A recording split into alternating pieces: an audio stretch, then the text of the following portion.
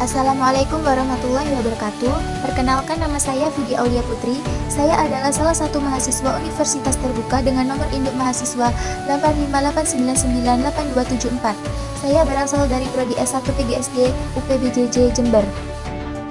Halo teman-teman, pada video kali ini saya akan menjelaskan tentang prosesnya lahirnya Pancasila sebagai dasar negara Indonesia.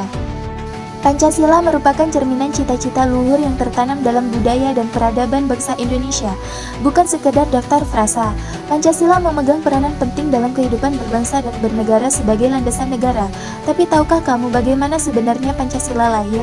Pancasila bukan hasil pikiran satu orang saja, bukan pula hadiah dari penjajah. Ia lahir dari semangat perjuangan, perbedaan pendapat dan tekad kuat para pendiri bangsa untuk menemukan dasar yang bisa mempersatukan seluruh rakyat Indonesia. Menjelang tahun 1945, dunia sedang berada di penghujung Perang Dunia Kedua. Indonesia masih berada di bawah pendudukan Jepang, tetapi semangat kemerdekaan di hati rakyat sudah tak terbendung lagi. Kesadaran nasional yang tumbuh sejak pergerakan Budi Utomo tahun 1908, Sumpah Pemuda 1928, hingga perjuangan berbagai organisasi kebangsaan membuat bangsa Indonesia semakin yakin bahwa kemerdekaan harus segera diwujudkan. Namun, para pemimpin bangsa sadar bahwa kemerdekaan bukan sekedar lepas dari penjajahan. Sebuah negara yang merdeka harus memiliki dasar, arah, dan tujuan yang jelas. Indonesia adalah negeri yang sangat beragam, berbeda suku, agama, adat, bahasa, dan budaya. Maka diperlukan dasar negara yang bisa mempersatukan semuanya. Inilah awal dari perjalanan panjang lahirnya Pancasila. Pada tanggal 29 April 1945, Jepang membentuk BPUPK, Badan Penyelidik Usaha-Usaha Persiapan Kemerdekaan Indonesia. Tujuan Jepang memang untuk menarik simpati rakyat Indonesia, tapi para tokoh bangsa justru memanfaatkan untuk mempersiapkan kemerdekaan sesungguhnya. BPUPK terdiri dari 62 anggota yang berasal dari berbagai daerah dan golongan. Mereka mulai bersidang pada tanggal 28 Mei 1945 di Gedung Pancasila di Jakarta.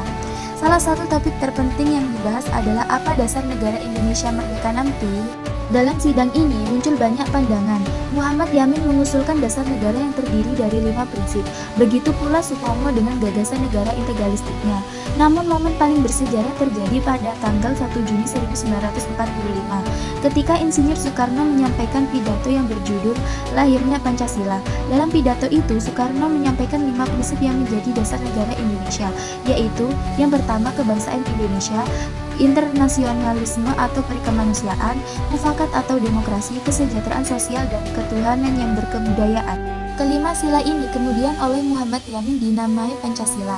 Pidato Soekarno pada 1 Juni 1945 menjadi tonggak lahirnya gagasan dasar negara yang menyatukan seluruh bangsa Indonesia. Setelah sidang BPUPK pertama selesai, dibentuklah Panitia 9. Panitia ini beranggotakan 9 tokoh besar bangsa, di antaranya Soekarno, Hatta, Muhammad Yamin, Ahmad Subarjo, Agus Salim, Abi Kusno, Joko Sujoso, Abdul Kahar Muzakir, Wahid Hasyim, dan A.A. Maranis. Mereka bertugas untuk menyusun naskah pembukaan Undang-Undang Dasar 1945. Setelah melalui berbagai perdebatan dan diskusi, akhirnya pada tanggal 22 Juni 1945, mereka menghasilkan sebuah dokumen penting yang dikenal sebagai Piagam Jakarta atau Jakarta Charter. Dalam Piagam Jakarta inilah tercantum rumusan dasar negara. Rumusannya berbunyi, ketuhanan dengan kewajiban menjalankan syariat Islam bagi pemeluk-pemeluknya, kemanusiaan yang adil dan beradab, persatuan Indonesia, kerakyatan yang dipimpin oleh hikmat kebijaksanaan dalam permusyawaratan perwakilan, keadilan sosial bagi seluruh rakyat Indonesia. Namun setelah Indonesia merdeka, muncul keberatan dari beberapa pihak, terutama dari daerah timur Indonesia, dan sebagian besar non-muslim terhadap sila pertama yang dianggap kurang mencerminkan semangat kebangsaan yang inklusif. Dengan kebijaksanaan dan semangat persatuan, para tokoh bangsa kemudian bersepakat untuk menyesuaikan rumusan tersebut agar bisa diterima oleh semua golongan. Setelah Jepang menyerang kepada sekutu pada 15 Agustus 1945, kesempatan untuk merdeka terbuka lebar. 2 hari kemudian, tepatnya 17 Agustus 1945, Soekarno dan Hatta atas nama bangsa Indonesia memproklamasikan kemerdekaan. Keesokan harinya pada 18 Agustus 1945, PPKI atau Panitia Persiapan Kemerdekaan Indonesia mengadakan sidang pertama. Dalam sidang itu, mereka mengesahkan 3 hal penting. Yang pertama, Undang-Undang Dasar 1945, Pancasila sebagai dasar negara, dan pemilihan presiden dan wakil presiden pertama, yaitu Soekarno dan Muhammad Hatta. Dalam naskah pembukaan Undang-Undang Dasar 1945, rumusan dasar negara mengalami sedikit perubahan dari Piagam Jakarta. Kalimat pada sila pertama diubah menjadi Ketuhanan Yang Maha Esa, sebagai bentuk penghormatan terhadap seluruh agama dan keyakinan yang ada di Indonesia. Perubahan ini menunjukkan kebesaran hati, toleransi, dan semangat persatuan yang luar biasa dari para pendiri bangsa. Sejak saat itulah Pancasila resmi menjadi dasar negara Republik Indonesia. Pelajaran dari sejarah Pancasila bagi generasi muda. Yang pertama, persatuan di atas segala perbedaan, nilai toleransi dan musyawarah, cinta tanah air dan semangat nasionalisme, gotong royong dan kepedulian sosial, dan yang terakhir tanggung jawab mengisi kemerdekaan. Jadi teman-teman, lahirnya Pancasila adalah bukti bahwa Indonesia berdiri di atas fondasi kebersamaan, toleransi, dan cinta tanah air.